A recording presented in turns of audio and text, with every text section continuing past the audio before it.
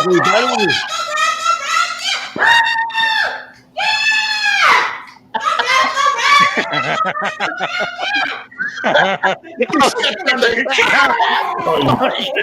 Killed the cat. The cat is attacking me. You did not like that. You killed Kenny, you bastard. No, look, he's attacking. Oh, my goodness. Fuck. My goodness, we're going to bring Hammer Time in here, too. Hey, before we get into the meat of this post-game show, there's a few things that I want to say that I want to get off my chest here early on. One, this is the most courageous Cleveland Browns football team that I have seen, and that goes back. That goes back to the Bernie days and the Brian days and all of that good stuff. This team, against all odds, won a football game with smoke and mirrors, without offensive linemen, without defensive secondary, without a head coach who calls plays, without practice. There is nothing more that I can say about this team except they've earned everybody's respect. And I don't want to hear bad words, questionings of this or that. At this point... Oh, you'll probably hear plenty of bad words. Well, it's like I said in previous shows. All you can really ask for is Those motherfuckers did it! A premium effort, all right? And to work hard and to try to get the best result you can when odds are against you. For the last 17 in this place, and they came out like a house on fire. And then what I'm talking about, besides the quick start they got off to, which were a lot of self-inflicted wounds by the Steelers, was when the Steelers had this thing turned around and, Conklin goes out of the game and, and then Dunn goes out of the game and, but we're playing basically with Kendall Lamb and Dunn, and Baker Mayfield finds a way to get the team into the end zone and finds a way to score 13 points. I don't want to hear any questions anymore about Baker Mayfield. The truth of the matter is that you saw the graphic, all the quarterbacks that were selected in that class, he has thrown more touchdowns than any of them. And God only knows, playing with teams that until this year have been disjointed and disorganized. He's been questioned. He's been maligned.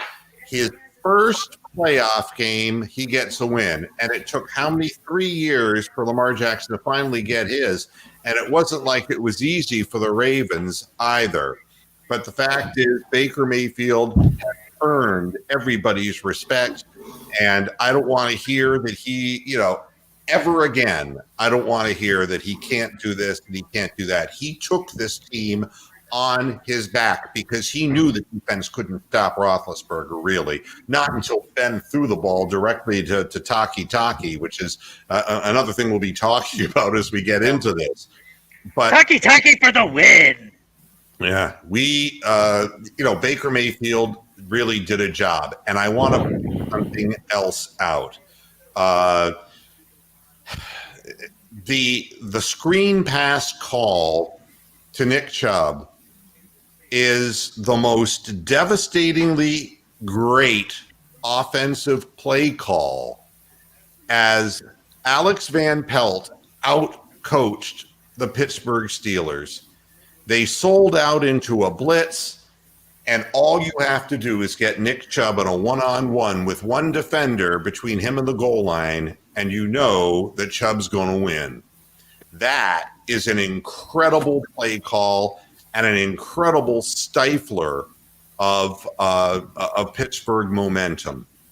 The final thing that I want to say is the final shot I saw as I was walking out of the room where we were watching the game was a lonely Ben Roethlisberger sitting on a bench looking like somebody had just dragged his sister into a men's room.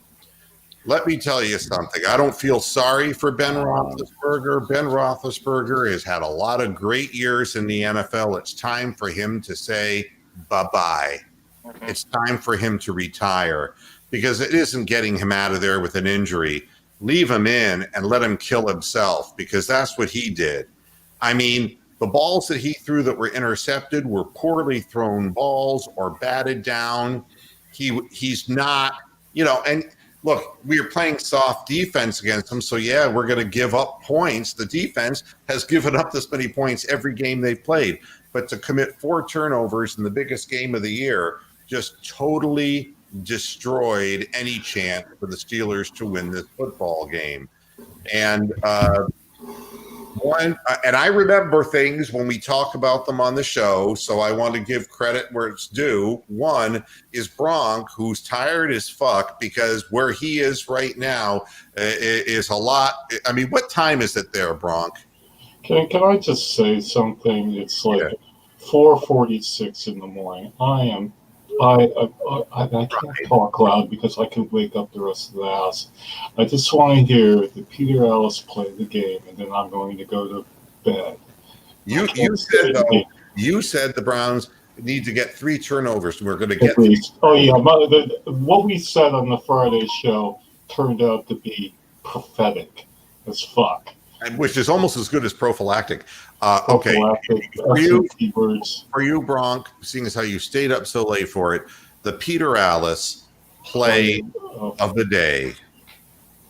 Ben Roethlisberger has got to get the ball down the field this time. The odds are against him, but he's pulled it out. 23-2 against the Browns. He's back to throw, and he's throwing to Ebron again, and Taki got in the way. Oh, he threw the ball right into a large Samoan's hands. Oh, Ben, it's just the end. To have a friend like Ben. Oh, I'm dead. I keep forgetting I'm dead. There. I think I'm dead too. Anyway, enjoy the win. I will watch this when I wake up. All right, Bronk. Moo. I mean, this is just as and it isn't like I'm up dancing like rocks. Well, I can't because we don't want you to rip your fucking knee out again. That and you don't want to see the jiggly man boobs. You don't want to see this. Take my word for it. But I am very proud of a team that had every reason to just fold their hand and just say, hey, we got this far. And what this does is twofold. It proves, and I was going to say, what I was going to lead the show with if the Browns lost. The Browns are the 5th best team in the AFC, but now we can't say that anymore. Now we're the 4th best team. I mean, I still don't think that the Browns are ready to beat Kansas City. I don't think that the Browns would be ready to beat the Bills or the Ravens. I really don't think so at this point. They'd have to add pieces. But do you know what this is saying to say that we're the 4th best team in the AFC? And look, the AFC has better football teams than the NFC right now.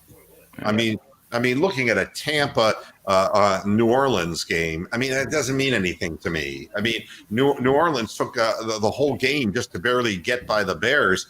And, I'm really not all that, jazzed about the NFC compared to the teams. I mean, the top 3 teams, and the Ravens, now that Lamar Jackson has won, I mean, he's got a clear conscience and got a lot of momentum going in. And the Bills, my goodness, they're a scoring machine. And the Chiefs, I think everybody wants to see the Bills and the Chiefs because that's going to be, a game where the ball's going to be going up and down the field. But can you believe that in 1 year's time, in a circumstance like this, that the Cleveland Browns are the 4th best team in the AFC and still alive in the playoffs, and you get the feeling that you can't just bet against them? And after 20 years of just fucking total ineptitude, except for maybe 2 seasons, it's incredible. I'm gobsmacked. Yeah, I mean, And this is more information than we needed to know. Oh, thanks, Coded. But make sure that you spell it right. You know, and I have my prostate on the way. Oh, whatever. Now that included the slur, where it's like, I got my prostitute coming. Prostitute. Yeah, very good. And Mac Wilson standing on the sidelines. Boy, he did something to upset somebody. Oh, to do da day. But every time Taki, he took one to the house earlier this year, and he makes a big play like that. Less playing time available. He just freaking stared Big Ben down the whole time. Yeah, they showed that replay from the sky cam. No, he took like 3 steps and jumped, and that was it. It was just like he just like had him the whole way, and it just, there was nowhere to fit the pass in, and the pass was behind Ebron as well. So there was no chance in that situation. And the fact that Roethlisberger is reduced at this point in his career to being an over-the-middle short thrower who might be able to scoop one by you deep if he keeps completing balls up the middle in a hurry-up offense, he's a lot like a pitcher who's lost his fastball. And at this point, it's become real predictable. They can't run the football. They gave up. They couldn't run. How about this stat? The Steelers, for the first time in 48 games, had no sacks. That's amazing. Well, considering the offensive line that we had out there. Were you yelling a lot, Hammer? A little. I'm sure my neighbors are thrilled. I had a long day. I was actually back reffing again and teaching people, so I had to do a lot of talking. But you can do Red Fox, you big dummy. Oh, wait, I'm sorry. You big dummy. I'm dead too. But yeah, it just oh my gosh, I can't believe it. I just can't believe it. Has Big Ben become a has-been?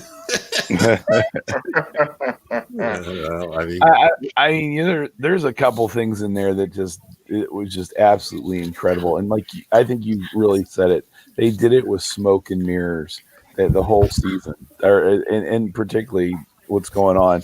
3 of your starting defensive backs. You know what? One name we only heard one time the entire time was Sendejo.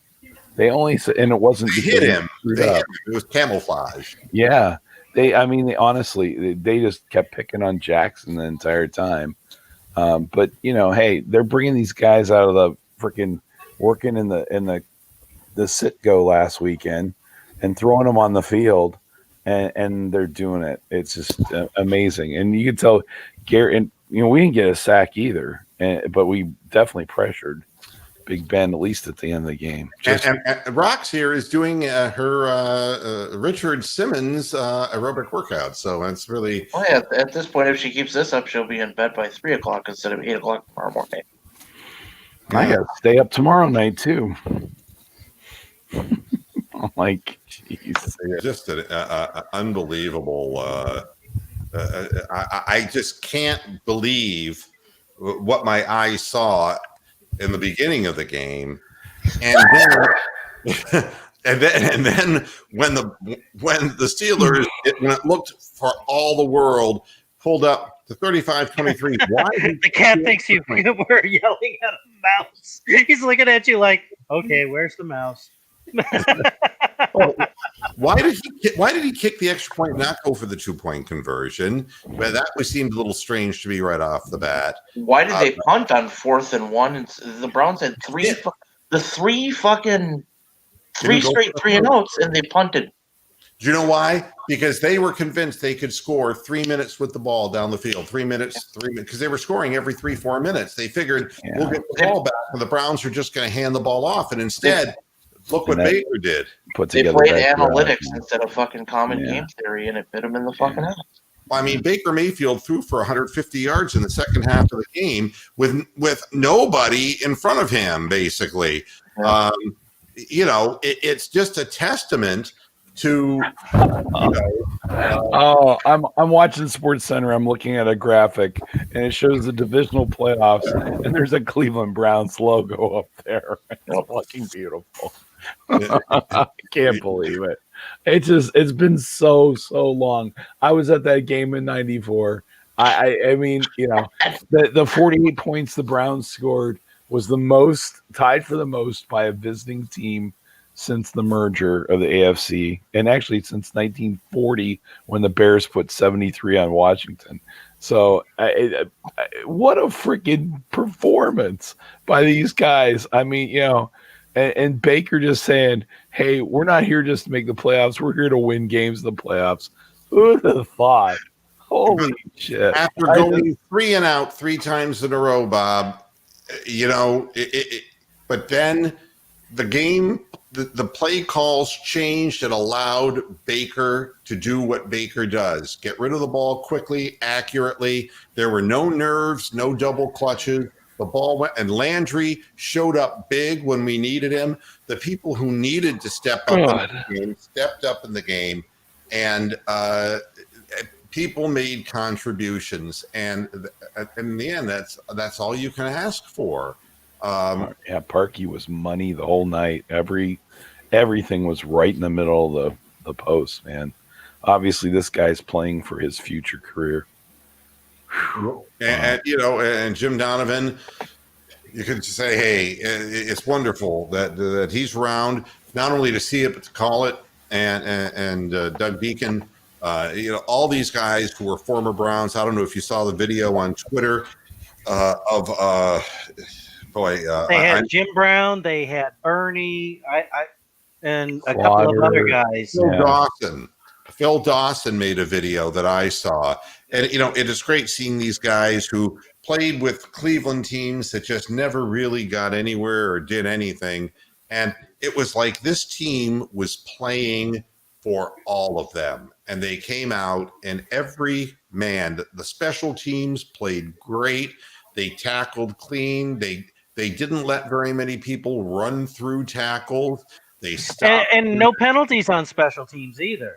That's right. I mean, it was like we played a clean game and didn't turn the ball over. And there's just so many things and how we managed to do this with nothing but virtual, practice. It will tell you how mental a physical game like football can be, and why. When you have a coach like Quay Jackson, 90% of the game is half mental. Yeah, right. Or Pat Shurmur, people that the players have no confidence in whatsoever, or Freddie Kitchens, and Chris Palmer, or I can go on and name them. When you lose confidence in the person at the top, the one thing that we can say is, you can say that the players wanted respect, and that's why they came out this way. They won this game for their head coach. To a man, they talk about how he brought this group of players together in a short period of time. And it's great to know that a young coach is in our possession and that we have something to look forward to. And it's not just next week, but it's here's Pat. Hey, Pat, I'm glad you could join us. I'm glad you're staying up late, man. It's been a while, Moo, but this is a special occasion, so I figured I needed to jump on the bandwagon here. Merry Christmas, Browns fans, and a Happy New Year.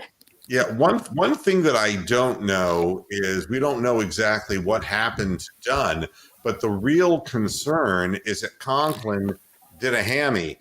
And Dunn was some kind of a knee issue. And, the thing that scares me is Conklin actually tried to come back out in the field. He wanted into that game so bad. It tells me the character of these players. It isn't that they just want to sit it out. These guys want to be in the trenches fighting for the win.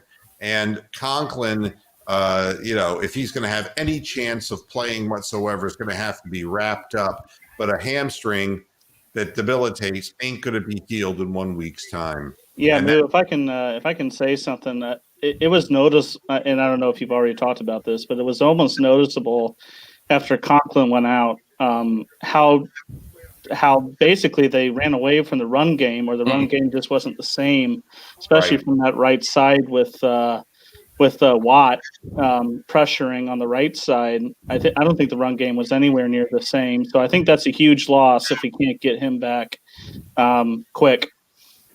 But I'm at a point now where even if we had all of our pieces, the odds of beating Kansas City would be infinitesimal. But I ain't going to bet against this team. This team's got character, and they laid it all out on the line. And like I've always said, it's like, a rivalry with the Steelers. It hasn't been a rivalry because the Steelers have crushed us consistently. Now, not only did we put a hurt on them, we put a hurt on Roethlisberger. Probably retired. He's going to question whether he's going to come back next year. And he's going to say, yeah, I'm going to come back because I can't end up that way. But unless they get a running game in Pittsburgh, it's done. It's done for him, and it's done for the Steelers, because Roethlisberger, as each season goes by, his arm diminishes in strength after the problems that he had with his elbow. And to make matters worse, he's purposely stepping back in the pocket and is getting rid of the ball quick because he can't take hits. And he's still being forced now to throw 68 times he threw the ball. Yeah. It's unbelievable. And of course you're going to make mistakes when that happens. That's what happens. I don't think he'll even be able to wipe his ass tomorrow. I hope he's got a bidet, because that's going to he's not going to be able to lift that arm. But 500. Wait a minute, you're starting to sound like a Barry White, baby. Oh, baby. 501 freaking yards, and they lost. And they lost. They freaking lost. So last year we did the Where Were You in 2002, right? And then now we're doing the Where Were You in 1996 or 5? 94. No, I'm just kidding. 94. That's bad sports talk. Well, and Dedrick Wills, man, he is just a human snow plow, man, just rolling over people. And the blocking, the blocking that on the screen, just seeing Treader going out there and just getting a piece of that guy enough so that Chubb could squirt out of there, and then using the wide end of the field with a little flare out pass to Kareem Hunt, let him get a head of steam up. Good, crisp play calls, high percentage throws for the quarterback, then getting Hooper in the game and getting a few catches. Overall, a beautifully called game for a guy who had only, I don't know if you heard the story that they were saying on the air, but the guys joked with him. They called him 0-1 because he only coached, AVP had only coached one game before in his life, and he lost it. That was Prefer. I'm sorry, Prefer. That's correct. AVP had because he coached a Thursday night game here in Minnesota because Mike Zimmer had to have eye surgery like 3 hours before the game. And it's funny because Zimmer never recovered his vision. Who? He literally didn't. He's blind in one eye. Oh, really? I'm sorry to hear that. Well, it shows. Yeah, you were just making a joke. Yeah, you're making a joke. No, legit truth. No, he really is that blind in that eye. You know what the horrible part of it is? Yeah. The horrible part of it is he has no depth perception, so when you throw a tennis ball at him, he has no idea. It just pops off of his head. No, he wanted 20/20 vision. He got 20/20, all right. Right in the forehead, he got it. Yeah. I think the other thing that really saved our bacon, honestly, was the fact that this was done in the COVID year, and there was only friends and family in the audience, because that may have made a huge difference when they started their comeback, as far as the crowd getting into it. But oh my gosh, they're just showing the highlights here, and I'm just like, this is amazing. Yeah, we're going to be hearing about this tomorrow, all day tomorrow. Oh God, America's team, man, America's freaking team are the Browns right now. So what's going to be, whose excuse? Your favorite man on First Take tomorrow, Moo. Wait, I'll do him in just a minute. But for WR, this is what I used to do to tennis opponent when I vanquish them, and that is the victorious cow pose, which is also the victorious dumb animal pose. We'll do it for you today. While you're mooing, do it with me at home, folks. I don't know what it means, where it came from, but it's irritating as hell to the person who lost. Okay, so that's really why I'm doing it. So what was I just at? I don't know. Somebody needs to be kissing some hoof here. That's all I know. You mean what I asked you? Yeah. What's going to be Stephen A's take tomorrow? Hot take tomorrow. Yeah. One game doesn't make any.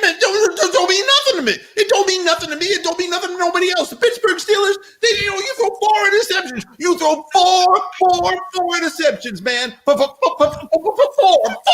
interceptions. And you know what it's going to mean? It's going to mean you're going to lose that football game. It don't mean Baker Mayfield. No Baker Mayfield. No Baker Mayfield. He didn't win that football game. Ben Roethlisberger hand him the game. And the bottom line is the Cleveland Browns are in just because of somebody's failure, not because of their own victory.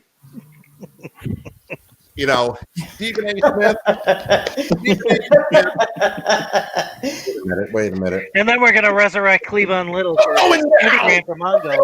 Yeah, right. You're going. So, what does Mr. Moohead have to say to Juju Smith-Schuster? Kiss my red hairy hoof. No, Mr. Moohead. Mr. Moohead will make it worse than that. Yeah. Nick Chubb. They're showing the Nick Chubb just busting by guys. Yeah, just running over people. Good God. And I'll tell you, Hunt came up so big today. I mean, he's been kind of non-existent for several weeks. He didn't run like he had a load in his fucking... No, he came up. He was hitting the line with gusto. Schuster Smith, what can you say to Schuster Smith?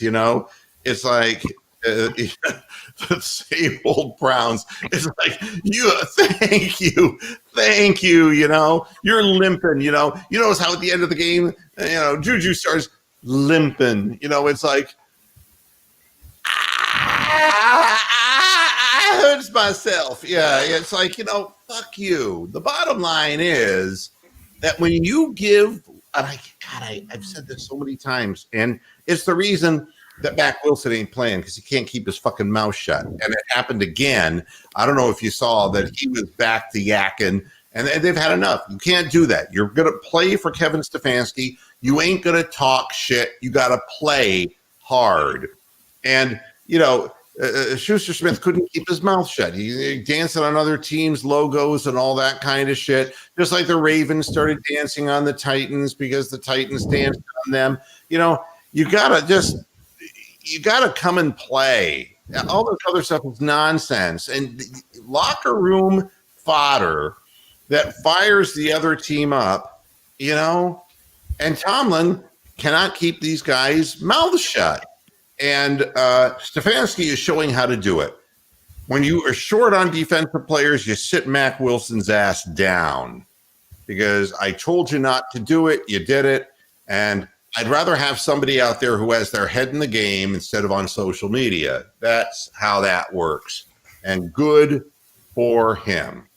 No, they started at T-shirts this time around. They did what? No, they started at T-shirts this time around, I believe. The Freddie Kitchens, they started at T-shirts. None of those this time around. I keep coming up with it's like Huey Jackson nicknames. From now on, Freddie Kitchens, so that Pat, is either the Alabama Illuminati, but we're not going to go there. We'll go with Double Wide. Double Wide's going to be his nickname. The point is that we don't need to come out and, stoke the fire. They stoked it for us this time around. They helped us out, man. And they came out thinking that, we were just going to try to stay close. And then they opened their eyes and they were down by 28. And you don't climb out of 28-point holes. I know they were looking for another miracle. But, maybe if they had a crowd full of people, when they pulled to within 35-23, and the yelling and the screaming would have rattled the Browns. But I've said all season, the whole COVID thing and the lack of fans may have actually helped this team concentrate on a new system that they'd never run before, and maybe that silence allowed them to focus more. It's a great thing. This is what the Steelers do, Cindy, and we did. And Jarvis is a little bit overly emotional, but again, the bottom line is they're grabbing at people's legs after the play and stuff like that. But they didn't look very, very tough, and they're not badass anymore. And that's it. There's nothing else to say. They're not better than we are. They may have been better than we are 38-7 when we didn't know what in the fuck we were doing. But, we just pounded their full team minus Joe Hayden. That's their full roster. That's their team with their starting quarterback. And we pasted their ass worse than we did Mason fucking Rudolph. 2 weeks And in a they had row. all their coaches, too. And we had no preparation. And we still beat them. We are better than they are. That's what it amounts to. And You showing Hammer?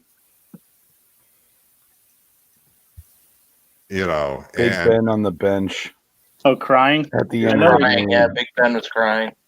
I think that's going to have to be my new icon. was he actually crying, or was he just staring off in the He's just staring off into the sunset. That's what I think. saw. It was like, I think he was just kind of like, There's I video think- of him with his eyes are red.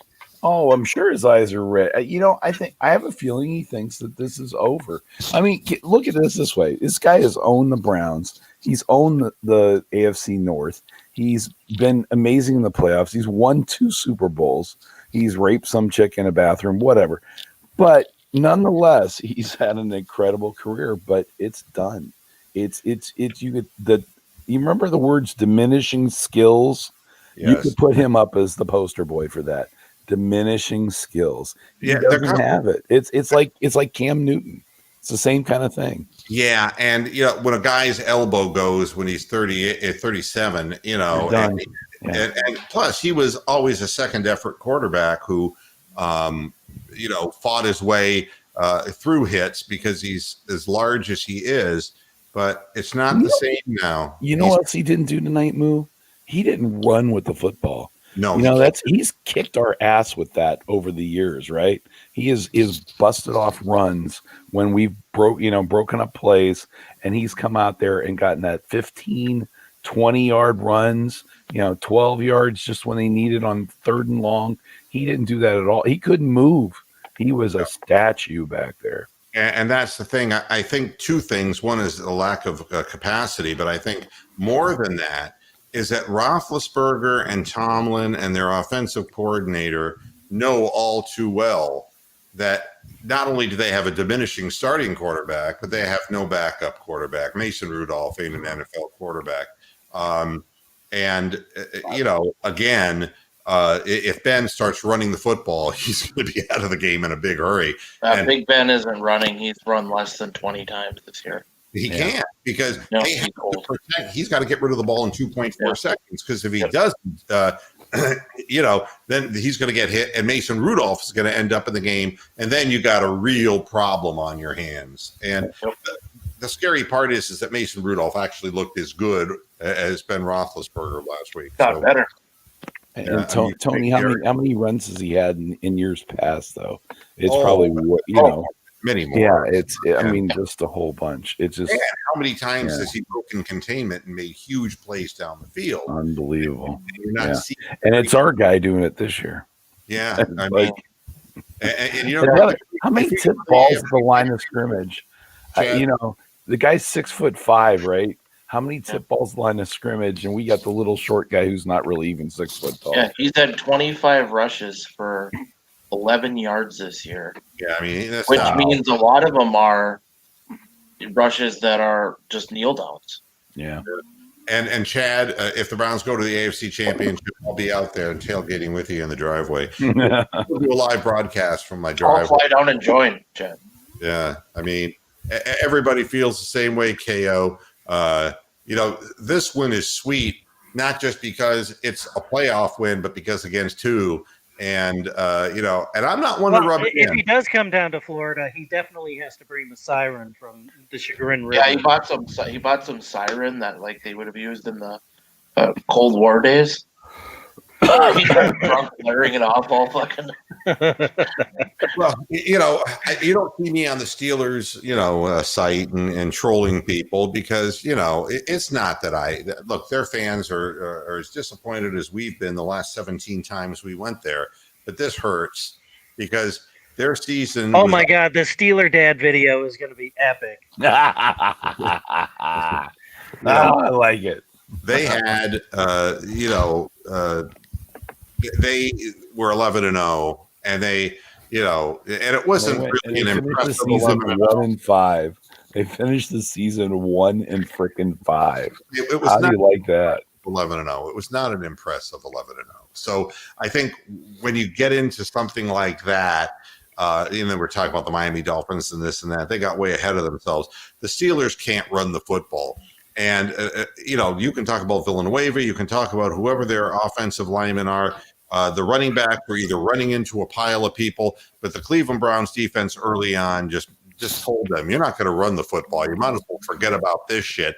And then the mistakes and the point given up, and then they had to throw every time. There was no way to do that. So, getting them down 28-0 had a lot to do with that. Yeah, and because Connor did get a couple of good runs where he got almost 10 yards on each carry, and it was like, oh my God, you can't fucking let this guy be a difference maker. Where did you see the video, Brown's gratification, with Pouncey and Ben crying next to each other? This I want a copy of it. I will say, Moo. Play it on the air. I can say two things, Moo. We can retire the fucking trope that the Steelers always win. That's correct. We can finally retire that. And number two, they showed the video of the Primanti Brothers sandwich. You aren't fucking kidding. That looks disgusting. Yeah, it's vile. It's good. Those aren't even good French fries. Those are like big old fat steak fries. Fries and fucking tomatoes and shit. And it's like eating an Idaho baked potato in your sandwich. They put fries in their salad, by God's sakes. Do you know how fucked up Pittsburgh people are? They put fries in your salad. They put peanuts. Yeah, but if you drank Allegheny River water, you'd be that fucked up. Monongahela. And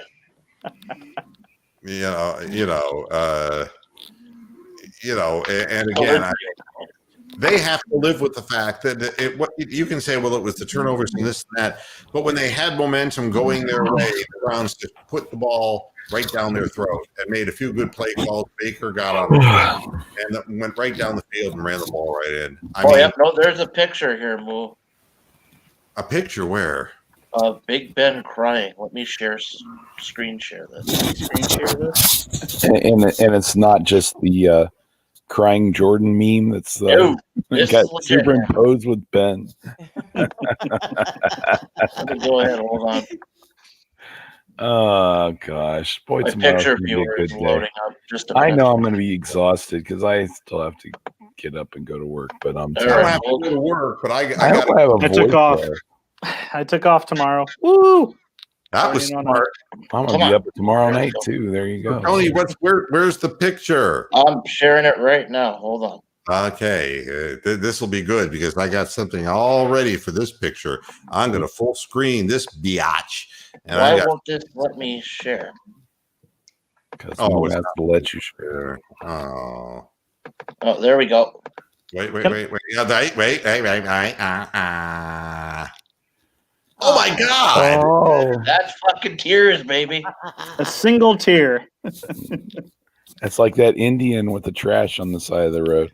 It's like he's watching his career go in the trash. Indian. Oh. Ouch. Oh. Okay, now I you thought ready? that word was banned. Here we go. You ready? Yep. Here we go. I got to get my voice because I was yelling a lot too. I was all right for a while. I could smile for a while. But I saw you last night. You held my hand so tight as you stopped to say hello. Sing with me, Rox. You wished me well. You couldn't tell That I've been crying over you. Crying over you. and you said so long. Oh, Let me standing all alone, alone and crying. Rox. Crying. Crying. It's hard to say, but talkie running the other way can start me crying. I just I love it. was thinking about people running. How about Dearness Johnson coming through on the kickoffs? Damn. Well, he's north south. He does what he's supposed to do. He just goes north south, and that's the drill. You know, that's the drill. Jeez. Blocking downfield by guys again. It's Great picture, Tony. Great picture. That's You're welcome. nice. LeBron actually tweeted about I'll the tweet game that to you about so you an can hour save ago. it, use it for future show descriptions. Did you know that Cindy was from Oklahoma, Rox? I knew that. Oh, I didn't know that. I was surprised because she spells everything right. You stop it right now. I thought there's only two things that come from Oklahoma. Surprisingly, I think she graduated from Norman. Oh, okay. Oh, wow. Norman who? Oklahoma. I think isn't that Boomer's first name? Oh gosh, I'm bailing out. Norman here. Julius. I'm Yeah. bailing out here. All I can say, there it is, right there again, baby. Right Yeah, there. all in the big W, isn't it? in W. This was, I think, the part of the reason why this felt so great. It was totally unexpected. I mean, did we expect them to be competitive? Maybe, with a part of a team missing. One cool thing, and what we would talk about tomorrow, if I can even be alive. Pro Football Focus, which is Chris Collinsworth's website, they talked about the Browns' offensive line, number 1 in the NFL. Conklin, number 1. Teller, number 1. Antonio, number 5. It was just like, it's just amazing what a difference not having your quarterback knocked on his ass every play makes as far as for everything. A running game. Oh, geez. What a beautiful night. Yeah, you have to look hard to find this podcast, by the way, because if you're looking for something that has a lot of viewers, it's not going to get it done. But hey, I think this is the best goddamn podcast on Whatever. after at halftime. Yeah, at halftime. And the only one that I'm aware of, except for Crazy Dog. This is, you want me to, and I love this guy. He's been on the show, okay? But I do like to joke about things. And this is done in the spirit of joking, okay? 3:00 in the morning. Hey, everybody. This is Crazy Dog. I never sleep. The Indians have traded Francisco Lindor. My sources tell me at 2:47 this morning. It's like, this guy goes on YouTube more than any person I've ever seen in my life. It's remarkable. I mean, and it's like, hi there, Browns fans. Jarvis Landry got his shoes polished. And I'm going, oh, come on, what are we doing here? But dedicated. So I give him the trophy, the best podcast, because he worked hard like the Browns team does. I don't work hard. You're not going to give it to Steven Rose and his drunken rants about. Well, no, those are the best Texans post-game show. Fuck this shit. Fuck it all. Yeah. And Our road to the Super Bowl is over. the Texans owner refused to take the advice of the firm that he paid hundreds of thousands of dollars to hire the right general manager, and just went with Caserio from New England. He pulled the Jimmy Haslam. It's like, I'm going with Johnny Manziel. Woo! It was one of those things. And that's the reason why Deshaun Watson went ballistic. It's like, you just walked away from people who are consultants who do this for a living, and you just threw a dart at a dartboard, Well, it only took how long has Haslam owned the team? Since 2012, 13? Yeah. Well, his latest year has been really nice. Columbus Crew championship, and Browns are more than in the playoffs. They're gone through. So hell of a year for him. Kudos. Yeah, absolutely. And the thing is that, as the Browns become a better football team over time, more people will be drawn to the team, not to this podcast, but will be drawn to places like ClevelandBrowns.com and the people who do full-time work, and, not Cleveland.com. Nobody's going to pay for that shit. But the bottom line, and I wanted to shout out too to Greg Kozarek, who is the program director at DSN. On one of my previous shows, I put up a picture of myself as the thumbnail on the show of DSN background.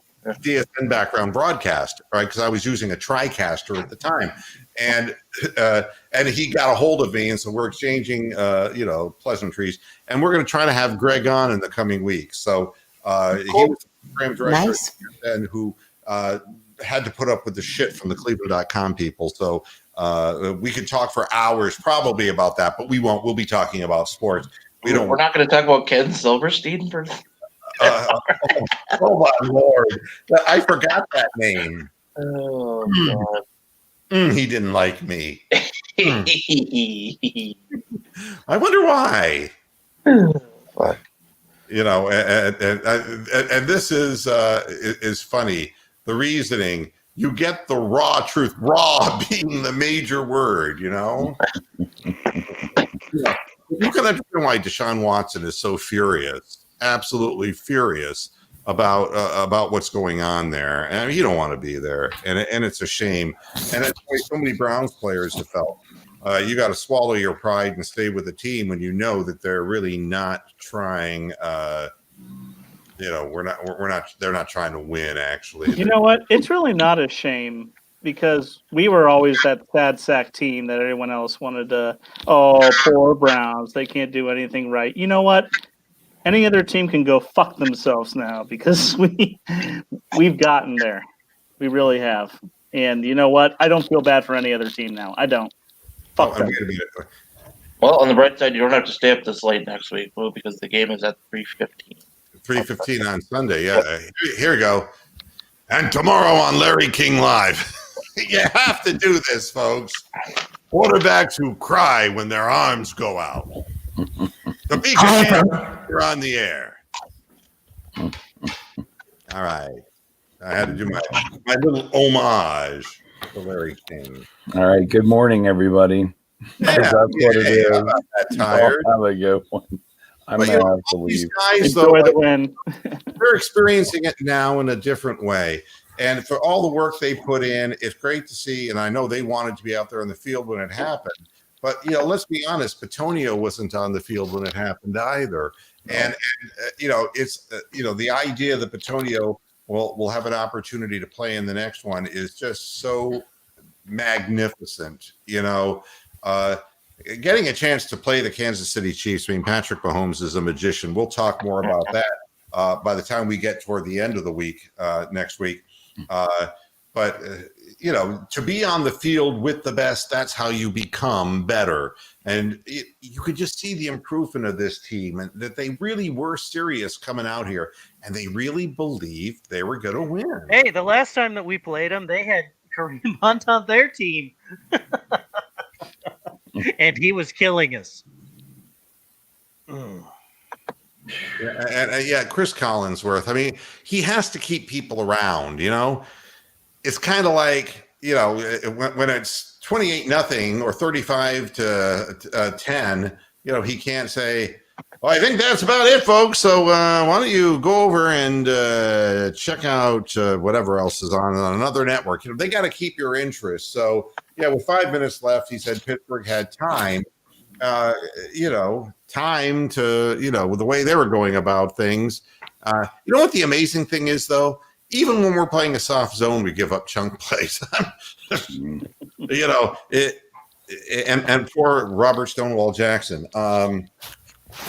Boy, you saw the pump fake that should have been made by Ben, the deteriorating Roethlisberger. And did you see how Robert Jackson bid on that? And Claypool ran right by him. That would have been a backdoor touchdown. We need Denzel Ward back, and I hope that Denzel Ward is healthy enough that he'll be able. To cover Tyreek Hill. If anyone can cover Tyreek Hill. So that'll be the question: is everybody that was on the COVID list tonight, what's going to be their status? Adam Schefter reported Stefanski will be back. Stefanski will be back because the word that they said, Al Michaels said, is that he had a slight loss of taste and smell. Mild COVID, Yep, but nothing big there. Denzel, the explanation that I finally got, and I was searching for this, is that Batonio wasn't tested sick? No, I still don't have an answer to that, but I'll get to that in a minute.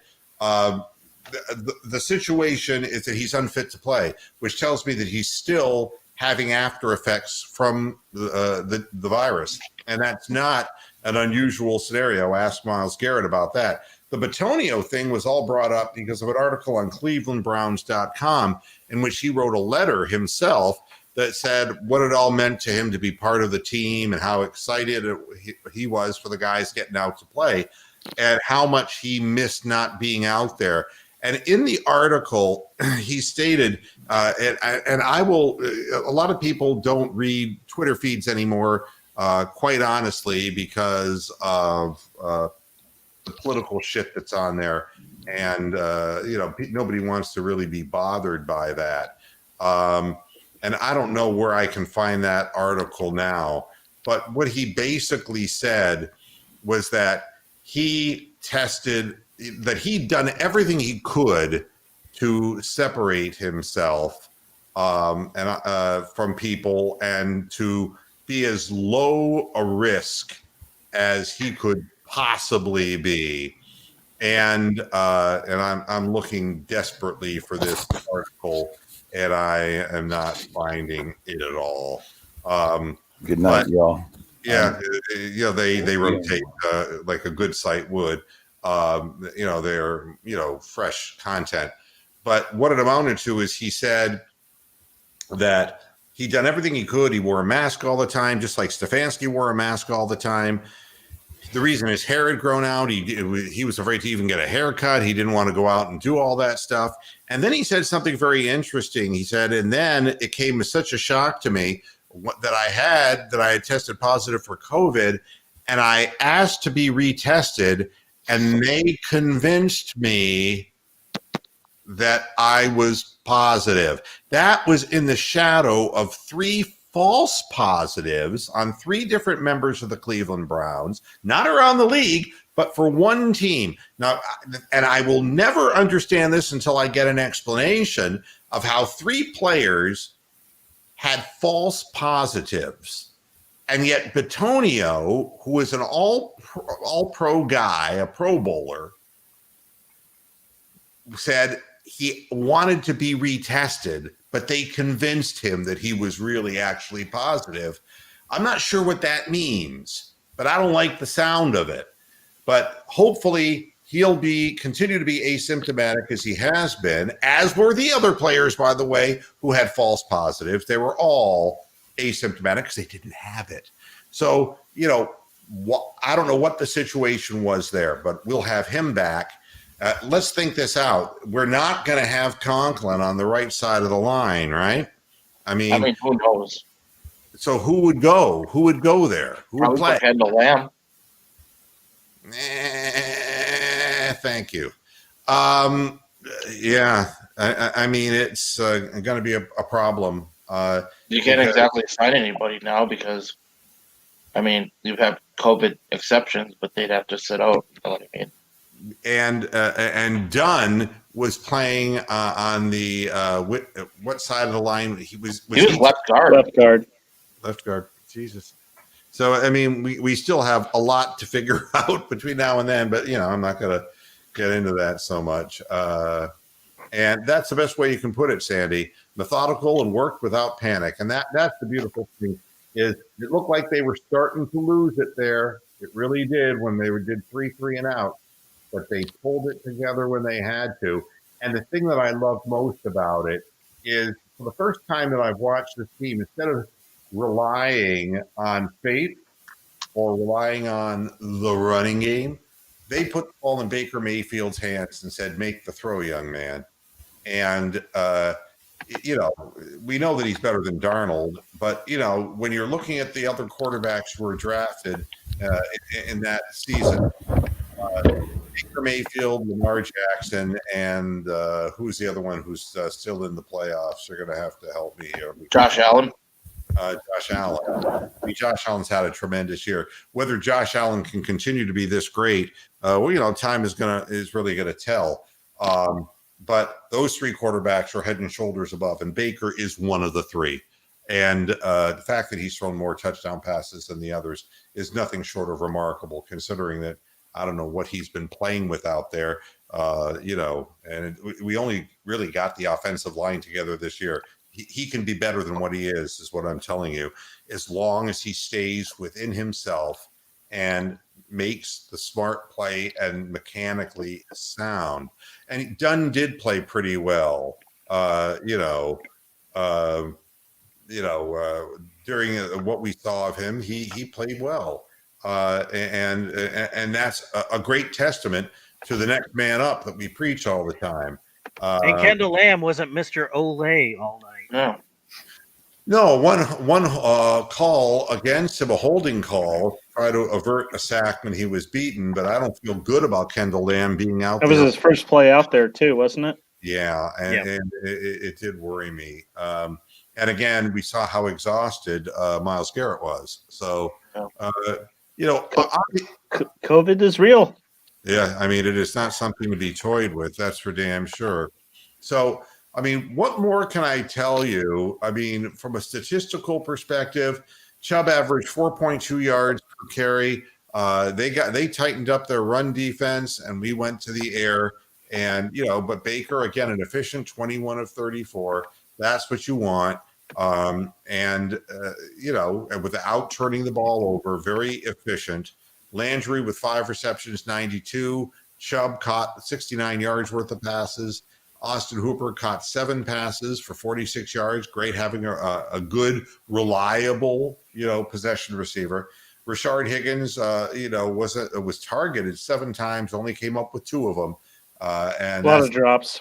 Yeah, not a great game for him. And, and Njoku's blocking his ass off and playing the game right. The leading tacklers on the Browns in totals, MJ Stewart with 10, including 10 solos. BJ Goodson with 10, 8 solos. Robert Jackson, who you knew because they were just going to keep going after him, 8 tackles, total 7 solos. There were no sacks in the football game, so it was the interceptions that played the largest. And what can you say? There is nothing bad to be said about what the Browns did. The only thing I'll tell you that is, Jamie Gillen's leg isn't as booming as it was last year. And I'm wondering if this whole injury that he had earlier in the season is just never really healed up. He only averaged 39.6 yards a punt. Now, some of those were to try to leave teams deep, and I understand that, with a long of 46. But the fact is, we're not seeing the 50 to 60-yard punts we were seeing last year. Something to keep your eye on. I think he averages about 44 or 45, though. But who knows with the cold weather either, too. But, something to keep your eye on for sure. Yeah, And I mean, and that's it. I think we can all go to sleep and get a good night's rest, knowing that our team did. And this is the truth, Magnum. Cleveland is real. And I can tell you, if Conklin couldn't come back into the game, the fact that he's walking on it with a limp means that what he most likely has is a less severe grade 2. Because if you had a bad grade 2 pull, I've had them, so I can tell you, would get them in my calves from playing tennis. And when you had a full grade 2, you couldn't even walk up a stair, and you couldn't really walk. If you're walking with a limp, you have a grade 2, and the unfortunate reality is the best you could hope for is a week of rest. All right. And then another week of rest to then play. I think that is the best you can hope for with a soft tissue injury. And that's not going to help us in that situation. We'll see. He wants to play. God only know he's a gamer. All right. And everybody, I want to thank everybody for being here. You know, this is, Fucking going on 1 a.m. in fucking Florida. Yeah, that's right. And the fact is, any team that tries this hard makes everybody want to try harder. That's it. And it's like, yeah, I'll see a big lurker 5:40 in the morning in the UK. All right, we all get out of here so we can Cheers. Cheers, everybody. Great for your. Go ahead one more time, Rox. Well, it started. We'll finish this way. All right. Here we go. Oh, the cat gets the back. Woo! Yeah! Go, Browns! Go, Browns! Go, Browns! Oh, here it comes. I thought she was going to lead us in the "Here We Go Brownies" chant. I thought you were going to break out the icky shuffle there. Yeah, to spike the cat. All right, everybody. Thanks for tuning in. To the No, we Yeah, don't need that 17 kind of hours. like a dead cat bounce. And we'll be back with you tomorrow on Moohead Radio at the normal time, 6:00 p.m. Eastern Standard Time.